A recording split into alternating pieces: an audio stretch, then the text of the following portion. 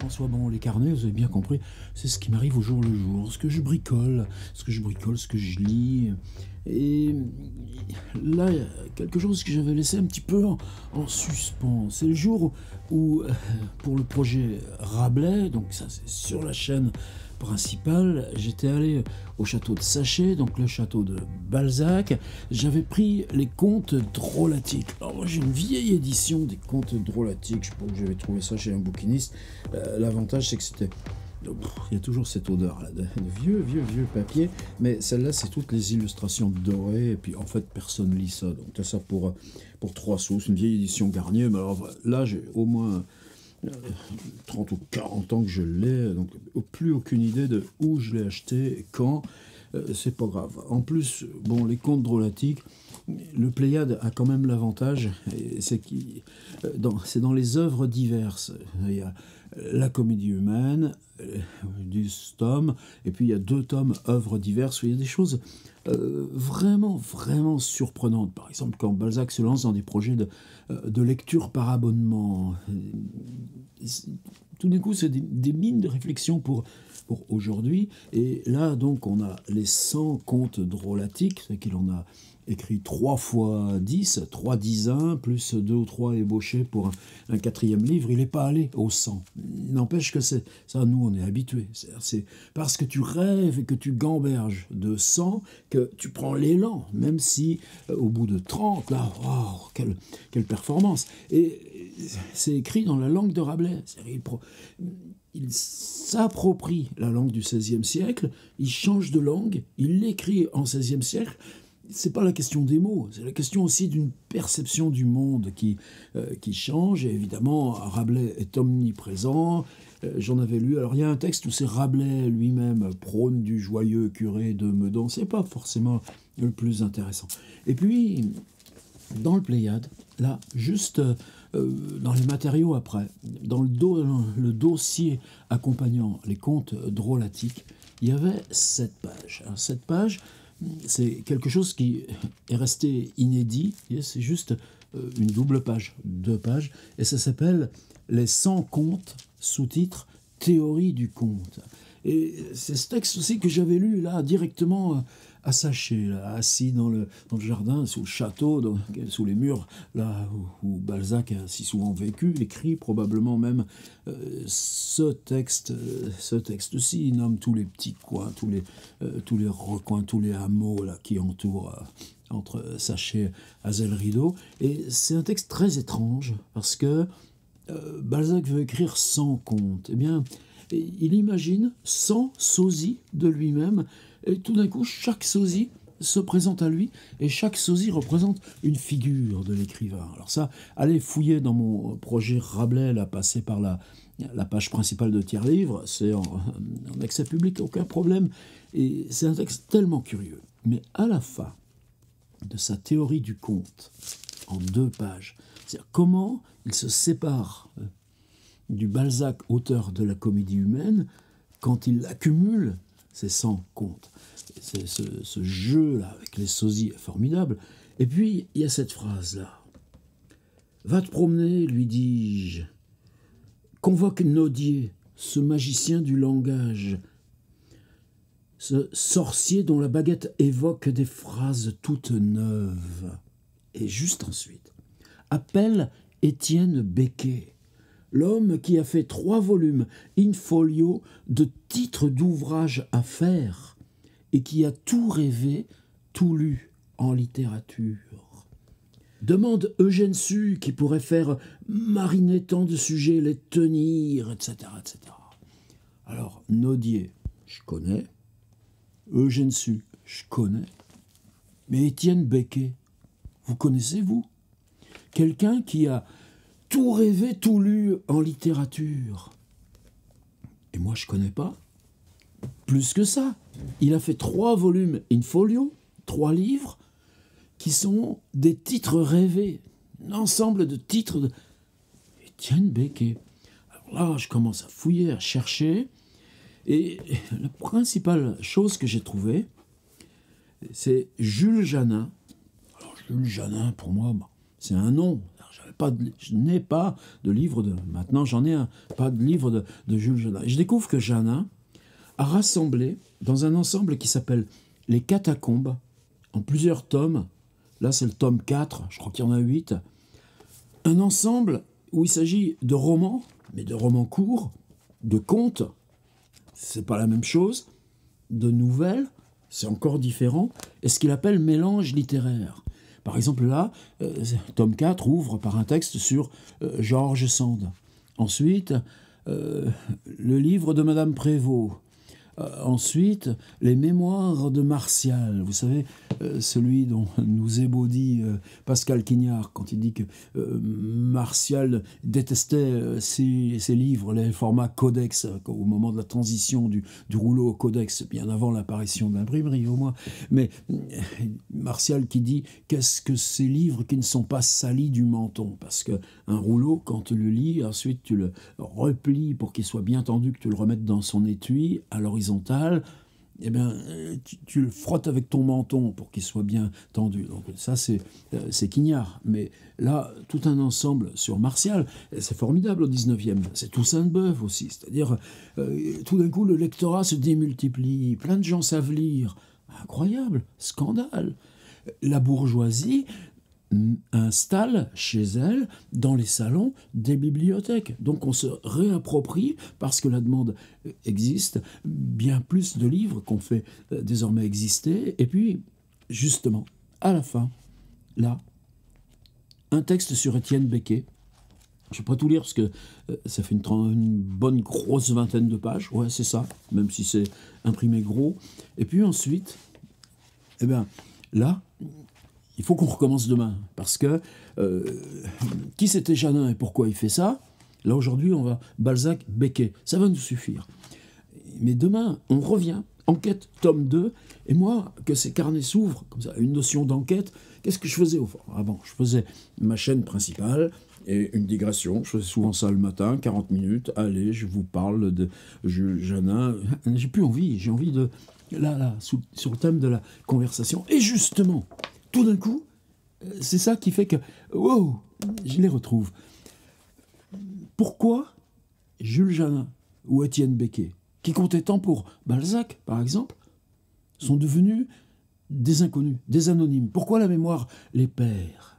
Et là, tout d'un coup, il va y avoir une sacrée résonance avec notre travail aujourd'hui sur le web. Donc, demain, à suivre, Janin et un autre texte tout à la fin, incroyable, où il parle, alors ça s'appelle Croquis, et il va nous parler d'un graveur qui s'appelle Charlet.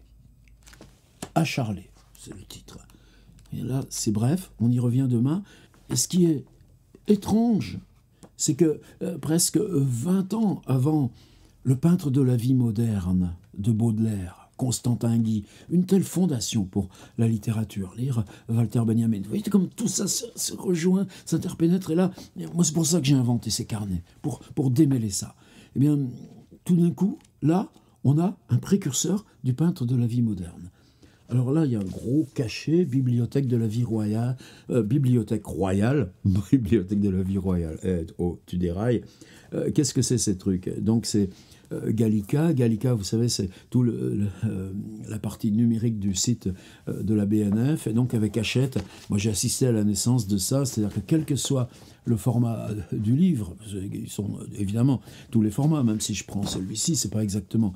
Il y a un principe, un algorithme de transposition du PDF pour que les PDF soient adaptés à un format standard. Et surtout, donc, bon, vous pouvez le lire en format papier, même si évidemment la lecture écran est possible, mais là sur des choses comme ça, moi j'ai besoin de matérialiser, j'ai besoin d'accumuler, et en plus franchement pas cher.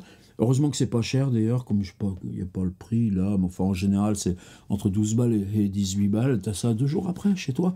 Et alors évidemment, des fois, comme c'est du scan à toute allure, celui-ci il est en bon état. Mais fréquemment, là, on a commandé des mènes de Biran, des fois tu as une page qui est toute noire, toute pleine de gribouillis. Bon, c'est pas grave, dans ce cas-là, tu vas l'imprimer sur le site. Et par contre, ce qu'ils n'ont jamais réussi à faire, c'est dommage, c'est que les belles pages sont inverses. Et là, c'est plein de fois que je leur... Oui, là, par exemple, on a la page miroir, encre et encre, mais la belle page de garde, 1839, Jules Janin, Catacombes, tome 4, elle est à gauche. Alors, ça fait des effets un peu bizarres, Catacombes à gauche, et puis tous les débuts. Bon, si vous passez à travers ce petit défaut, c'est pas grave. Alors, Beckett. Je vais tout simplement vous lire le début et la fin de l'hommage que lui consacre Jules Janin. Alors, Balzac, qu'est-ce qu'il dit? Ce Étienne Beckett, qui a tout lu, tout rêvé en littérature. Mais est-ce que c'est pas notre condition? Lire, rêver. Et c'est immédiatement notre question. Quand tu lis, est-ce que ça suffit? C'est lire qui compte ou écrire sur la lecture? Oui, lire en soi est une finalité, mais il n'est pas forcément une finalité suffisante. Qui a tout lu, tout rêvé, tu lis, tu rêves à des ouvrages, mais si tu t'y colles pas. C'est-à-dire que nous, cette espèce d'artisanat, là, c'est un artisanat d'écriture, de production de contenu, j'aime pas ces mots-là, mais dans cette frontière, il y a une violence à te faire aussi sur toi-même. C'est parce que tu réalises, la réalisation, elle est frustrante, il y a plaisir d'écrire, on pourrait en parler, c'est pas forcément dans l'instant du travail. Le plaisir, il est dans le tout lu, tout rêvé. Mais le rêver en soi, est-ce que ça suffit? Et pourtant, le Beckett, il a énormément publié. Pourquoi? Parce qu'il était feuilletoniste et il passait ses articles partout où il pouvait. Et donc, en fait, c'est un galérien de la littérature. Simplement, et c'est ça où je voudrais qu'on revienne sur ce point à propos de Jules Janin, c'est des gens qui écrivent massivement parce qu'ils publient pour des publications éphémères, le surgissement de la presse. Mais dans cette production au quotidien, est-ce qu'ils trouvent la valeur symbolique que va pouvoir prendre, au moins rétrospectivement, ou au moins de façon posthume, notre ami Balzac? Ben non, c'est-à-dire tu es présent dans le champ littéraire. La preuve, Balzac, Étienne Beckett qui a tout lu, tout rêvé. Mais immédiatement, c'est avalé par le statut même de la presse qui ne le constitue pas en œuvre symbolique. Là, tout d'un coup, on change. Là, c'est là où ça rejoint notre travail à nous, sur les blogs ou sur qu'est-ce que c'est de tenir un carnet sur YouTube, par exemple. Et ces 3 volumes de titres, t'imagines comme ça fait rêver? Pense à des titres, imagine des titres. Il y a ça dans Borges aussi, des listes de titres qui pourraient exister. Évidemment, c'est Balzac qui s'amuse, Beckett qui a tout lu, tout rêvé. Qu'est-ce qu'il a écrit? Oui, il a écrit des livres de titres possibles. Il n'empêche que Beckett, vous pourrez aller voir, il a écrit une fois une nouvelle à succès, je pense La Maison Bleue ou quelque chose comme ça, on le trouve facilement, c'est un conte, c'est dans la BNF, lui il en parle mais je ne vais pas vous lire ce passage. Et une autre fois, juste en 1829, à l'aube là de ce qui naît de la révolution de 1830, en juillet suivant, là Beckett va publier un article où il y a une formule « Oh misérable France », je crois que c'est, attendez que je la retrouve, « Malheureuse France, malheureux roi ». Et ce malheureuse France, ce malheureux roi, va devenir une sorte de gimmick là, jusqu'à la Révolution de Juillet. Malheureuse France, tu sais, comme à la fin de Bartleby. Oh Bartleby, oh humanité. Malheureuse France, malheureuse roi. Et tout d'un coup, ça devient une espèce de slogan qui dépasse Beckett et l'écrase. L'écrase en plus réellement. Jules Janin sur Étienne Beckett, dont Balzac dit « Il a tout lu, tout rêvé ». Et il a composé 3 volumes de titres, in folio. Avant-hier est mort, presque incognito, dans la maison bienveillante du docteur Blanche, Alors, Docteur Blanche, vous savez qu'on a un formidable livre de Laure Murat. Il y a eu 2 éditions, il est en poche, on trouve facilement. Et c'est là où on a évidemment la mort de Gérard de Nerval, mais on a aussi et comment la relation Nerval-Docteur Blanche, là, même période, c'est fabriqué. Dans les crises, on le mettait dans des baignoires d'eau tiède avec juste les 2 mains et le cou qui dépassait. On venait nourrir un peu à la petite cuillère. Puis au bout de 3 jours dans l'eau tiède, qu'on tenait à peu près tiède, là, juste maintenant, en bas de la maison de la radio, là où ça a été démoli, c'est l'ambassade turque maintenant qui est là, eh bien, la crise passait. Et c'est la mort aussi de Maupassant, totalement atroce. C'est la mort de Baudelaire? Non, parce qu'il fallait payer chez le Docteur Blanche. Baudelaire meurt, il a encore les 2/3 du capital que lui avait laissé son père. Simplement, sa mère ne veut pas payer, donc elle le met dans un hospice à 600 mètres de là. La maison du Docteur Blanche. Un des hommes de ce temps-ci qui ont eu le plus d'esprit, Étienne Becquet, notre collaborateur au Journal des débats, pas écrivain, collaborateur au Journal des débats. Notre ami le plus bienveillant des humains. Et si tu es trop gentil, tu peux être bon écrivain. Hein? Âme timide, cœur généreux, style excellent, goût parfait, on en connaît tous des comme ça. Et si pur qu'il n'a pas été une seule fois en défaut. Bon, c'est un hommage au retour d'enterrement, vous allez voir. On n'entre pas dans les détails. En un mot, le meilleur disciple et le plus fervent qu'ait produit Voltaire. Tiens donc, là, on commence à baliser le terrain. Ce critique qui n'a pas été sans influence sur la littérature de son temps. C'est-à-dire, la littérature, son chemin, l'écriture, est à la critique. La critique peut pousser à avoir de... Ouais, mais... hein? Et on en connaît là encore, ceux qui choisissent d'écrire sur les écrivains. Oh là là, ils voyagent en avion plus que nous. Mais c'est ça, moi, ce genre de questions qui font que tu marines des heures là dans tes journées. Qui aurait pu jouer un si grand rôle. Prends ça dans ta gueule, toi, l'écrivain qu'on enterre. Avec 40 ans à peine. Tiens donc. Baudelaire, mort à 46 ans, Lovecraft, mort à 46 ans, ben lui, meurt à 40 ans. Avoir sa tête chauve, son corps voûté, son regard morne, wow.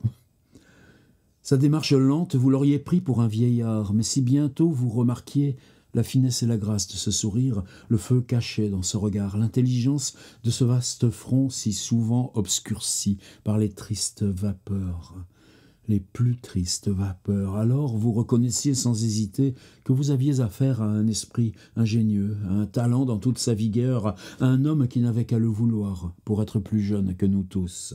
Mais hélas, il ne l'a pas voulu.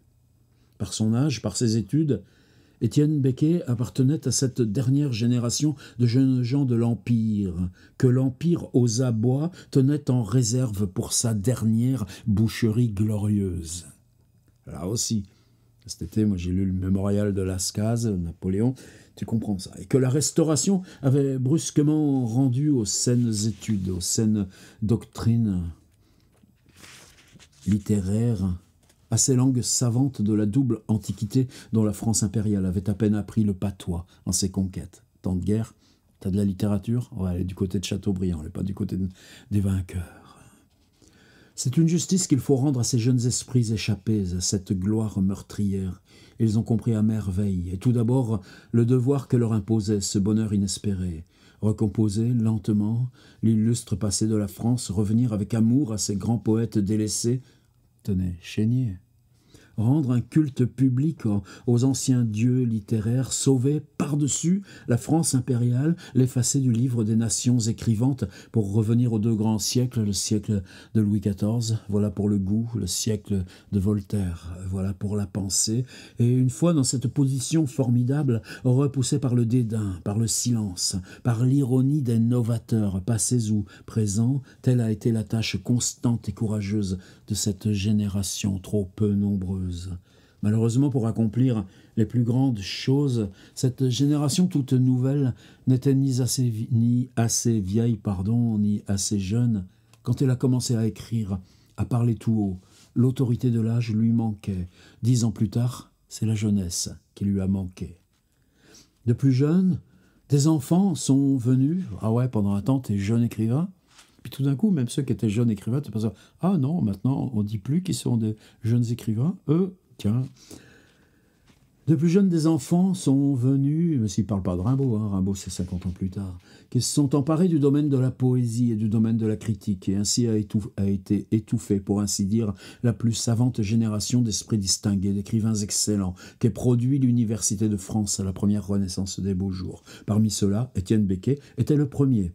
Dès le collège, aussitôt qu'on put s'occuper des collèges comme si on n'y eut pas fait l'exercice, Becquet fut reconnu pour un de ces esprits d'élite sur lesquels la France nouvelle fondait un bon droit. Attendez, là c'est toujours de brosse à reluire, mais on va vite arriver à la vie du bonhomme. Il eut un grand nom universitaire à l'instant même où l'université, dégagée de son appareil guerrier, allait redevenir la fille aînée et paisible des rois de France. Ouais, c'est fini ça. Et je veux poser pour témoignage de cette gloire naissante et si précieuse que la visite qu'a reçue ce pauvre Étienne à son lit de mort, tout d'un coup. Bon, il y a 8 jours, il était sur son lit, toujours calme et serein, avec ce sourire si naturel que nous savons, quand la porte de sa chambre fut ouverte par une main tremblante. Savez-vous qui entrait ainsi chez notre ami ? C'était son vieux professeur, ce savant Planche, un des restaurateurs de la langue grecque parmi nous. Le bon vieillard venait de bien loin pour embrasser une dernière fois ce cher élève. Que de larmes mal arrêtées dans les yeux du digne homme, quelle douleur mal dissimulée dans son âme.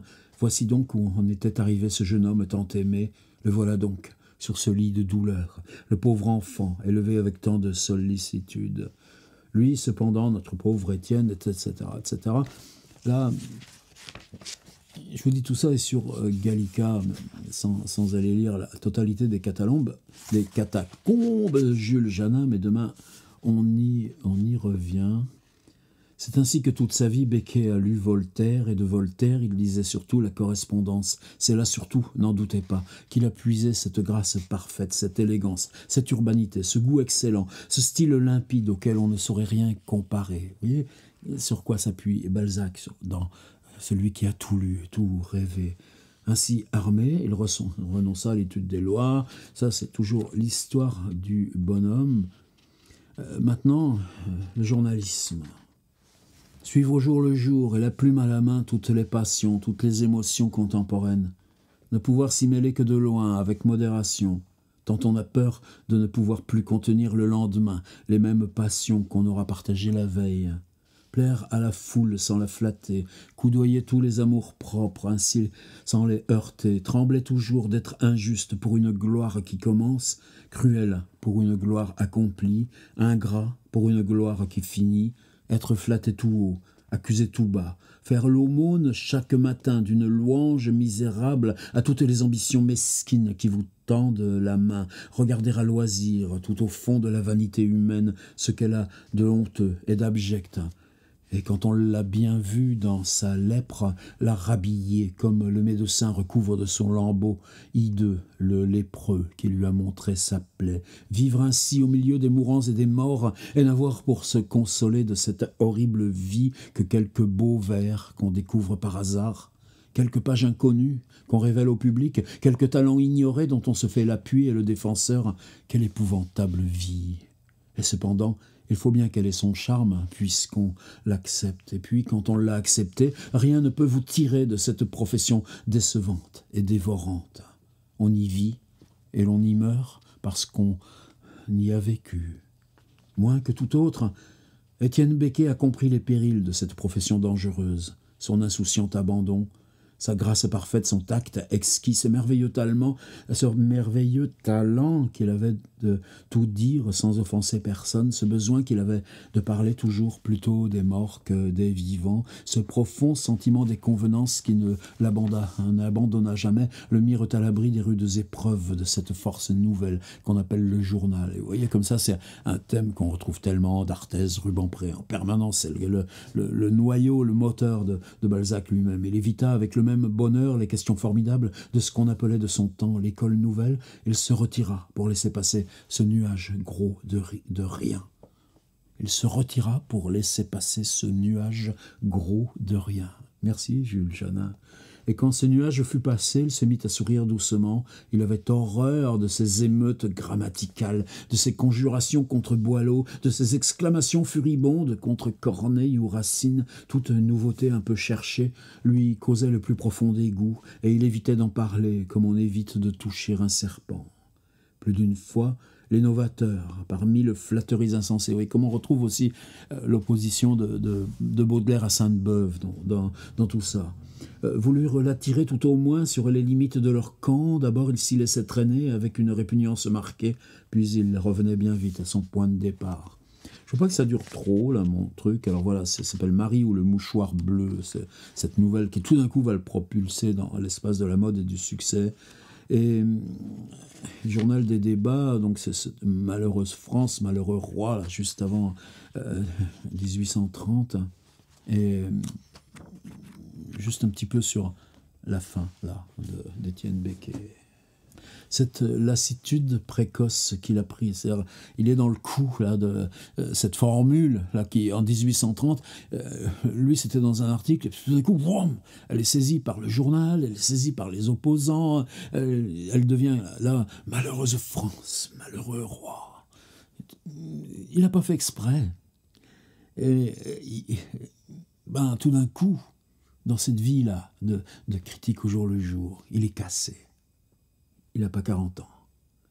Cette lassitude précoce qu'il a prise au corps et à l'âme, il y a tantôt 3 années sans remède. Après avoir ainsi vécu autant qu'il pouvait vivre loin du monde littéraire et loin du monde politique, il fut tout à coup saisi d'une immense envie de s'en retirer tout à fait. Son père était mort. Il alla s'établir dans un des plus tristes villages parisiens, dans une maison froide et misérable, au bord d'une mare fangeuse avec quelques vieux livres et une servante presque aussi vieille. Et une fois là, malgré toutes les prières de ses amis, on ne put plus l'en tirer. Une fois là aussi, il ne voulut plus rien écrire. Ne plus rien écrire, est-ce encore vivre en littérature? Ce feuilleton qu'il avait fait si bien passa à sa prière expresse en d'autres mains qui n'auraient pas mieux demandé que de le lui rendre. La vue seule d'un encrier et d'une plume, quand on dit que nous on a des outils technologiques pour écrire, encrier et plume, c'en est aussi, lui faisait le même effet que l'eau sur les hydrophobes. Daté de ce triste jour, il vécut seul, tout seul. Il relut les chefs-d'œuvre épars dans sa chambre sans tapis. Il s'abandonna obscurément à cette passion qui a inspiré tant de beaux vers, trop de beaux vers, que Becquet a pris au sérieux. Malheureuse passion qui a détruit si vite, hélas, une des plus belles intelligences de ce temps-ci, qui a emporté tout ce talent, tout cet esprit, toute cette beauté, tout ce style. Et cependant, ses amis le pleuraient. Ils s'informaient de lui avec une inquiétude toujours croissante. Et quand, par hasard, notre Étienne venait à Paris, c'était à qui il approcherait de plus près. On était si heureux de le retrouver. Lui, cependant, ce villageois, nous revenait toujours plus instruit des choses de la ville que ceux-mêmes qui y passaient leur vie. Il savait toutes choses par un pressentiment qui n'était qu'à lui. Les gloires écloses d'hier, il les connaissait sans en avoir entendu parler, et les grands hommes de la veille, il les jugeait avec son bon sens goguenard, tout comme s'ils eussent été des grands hommes de lendemain. Du lendemain. Rien ne pouvait l'étonner ni le surprendre, même l'absurde. Et vous pensez à voir et entendre tous les barbares qui glapissent de la prose ou qui hurlent des vers, on dirait du Michon.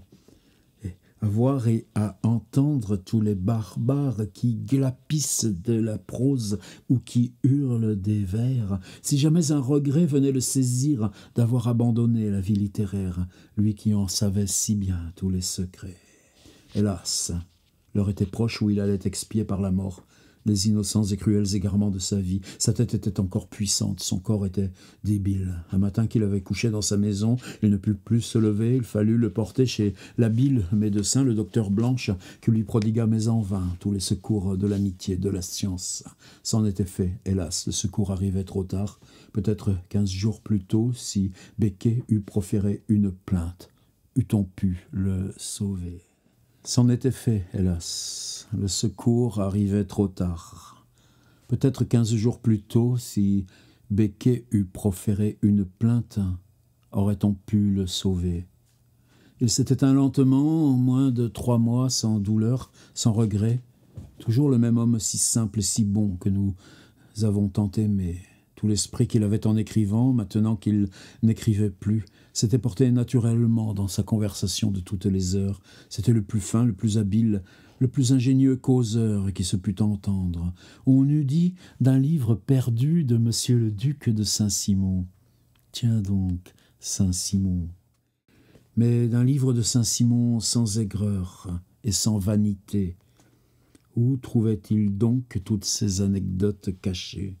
Comment se souvenait-il de tous ces noms propres? Par quelle habileté merveilleuse avait-il pénétré les secrets les plus intimes de ce grand monde dont il avait l'instinct? Lui-même, il n'aurait pas su vous le dire. Il causait comme l'oiseau chante. Moi, je suis pas un oiseau qui chante, mais ce goût des carnets. Est-ce que, à se détacher de l'écriture, on ne conquiert pas un autre espace qui peut participer pour nous, pour vous, de la même nécessité? Tout ça est formidable. Le malheureux, il s'est livré tant qu'il a pu à ce lent et cruel suicide dont il est mort. Pleurons sur lui. À peine arrivé dans son village, il a été placé au milieu du chœur de la petite église. Le curé, qu'il avait connu enfant et jeune homme, est venu recevoir sa dépouille mortelle. Le vénérable vieillard était ému jusqu'aux larmes. Les paysans, qui savaient son nom, car il était bon et bienfaisant, ont assisté au service funèbre. Après quoi on l'a descendu dans la fosse à côté de son père, derrière un pilier de l'église. Lui-même, il n'eût pas choisi une autre place.